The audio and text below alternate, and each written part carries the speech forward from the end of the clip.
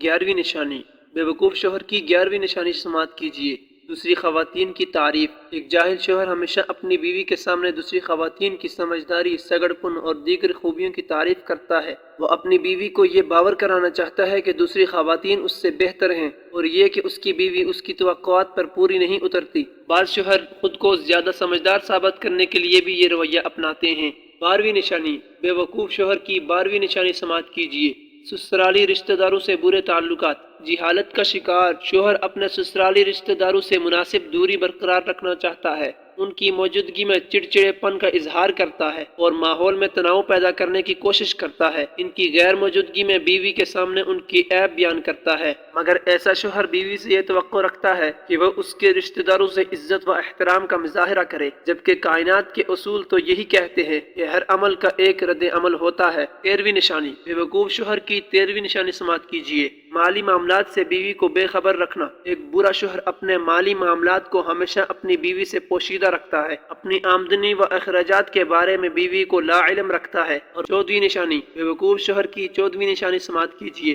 तन्हाई पसंदी। बुरे शोहरों की एक निशानी ये भी है कि वो घर में तन्हाई पसंदी का मुजाहिरा करते हैं। बीवी बच्चों से बहुत कम बातचीत करता है और जितनी देर वो घर में मौजूद रहता है अपनी जात के हसार में कैद रहता है। अक्सर शोहर बीवी पर रौब डालने के लिए भी इस हरबे का इस्तेमाल करते हैं। 15वीं निशानी बेवकूफ़ शोहर की 15वीं निशानी समाअत कीजिए। दोस्तों में ज्यादा वक्त गुजारना। एक बुरा शोहर अपनी फैमिली से ज्यादा अपने दोस्तों में वक्त गुजारना पसंद करता है। देर से घर आता है और ये जाहिर करता है कि वो इंतहाई मसरूफ शख्सियत है। ये आदत गैर संजीदा किस्म के शोहरों में पाई जाती है। 16वीं निशानी बेवकूफ़ शोहर की 16वीं निशानी समाअत कीजिए। गैर जिम्मेदार शोहर। इस किस्म का शोहर कभी अपनी जिम्मेदारियों को महसूस नहीं। घर के अहम मामलात में जो एक सरबराह की हैसियत से शोहर की तवज्जो के मुतकाजी होते हैं उनसे किनारा कश रहता है। इसे अपने खानदान की जरूरियात का एहसास नहीं होता और अपने गैर जिम्मेदाराना रवैये की वजह से वह इन जरूरियात को पूरा करने का अहल भी नहीं होता। इसकी फैमिली हमेशा मुश्किलात का शिकार रहती है। 17वीं निशानी बेवकूफ़ शोहर की 17वीं निशानी समाअत कीजिए। बदतहजीब शोहर। बदतहजीबी व बदतमीजी एक जाहिल शोहर की नुमाया अलामात हैं। ऐसे शोहर को जिंदगी गुजारने के बेहतर तौर तरीकों का शऊर नहीं होता। अपनी नामाकूल आदात और तौर तरीकों के बायस ऐसा शोहर अपनी बीवी के लिए परेशानी और दूसरों के सामने शर्मिंदगी का सबब बनता है। 18वीं निशानी बेवकूफ़ शोहर की 18वीं निशानी समाअत कीजिए। कंजूस शोहर। ऐसा शोहर पैसे को बेहद अजीज रखता है। खर्च के मामलात में बीवी बच्चे को महज जरूरियात के दायरे में कैद रखता है या इनकी जायज जरूरियात पूरी करने से भी दरेग करता है। अपनी फैमिली को एक अच्छा लाइफ स्टाइल देने की अहलियत रखने के बावजूद वो अपनी कंजूसी के सबब उनको महरूमियों का शिकार बनाए रखता है। 19वीं निशानी बेवकूफ़ शोहर की 19वीं निशानी समाअत कीजिए। मुंशियात का इस्तेमाल। मुंशियात की आदत शोहर की इंतहाई जहालत की अक्कासी करती है, मसलन सिगरेट पीना,